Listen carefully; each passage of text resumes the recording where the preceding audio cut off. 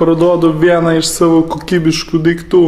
Ir tai nėra vien tik tai magas, nes čia yra emocija, čia yra muzika, čia yra paėmimas, čia garsas, čia balansas, čia šviesus, čia mikrofonas, iš kur tas mikrofonas. Ai, čia buvo prie komplekto, bet aš jį išmėčiau į žmonės, tai nebelabai veikia, bet irgi pridėsiu.